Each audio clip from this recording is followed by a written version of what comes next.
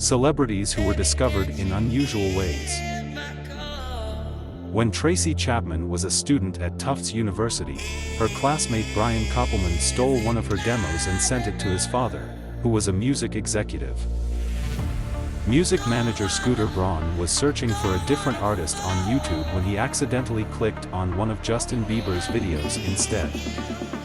When Vin Diesel was 7, a play director caught him and his friends breaking into a theater, but instead of getting them in trouble, she cast them in her upcoming production.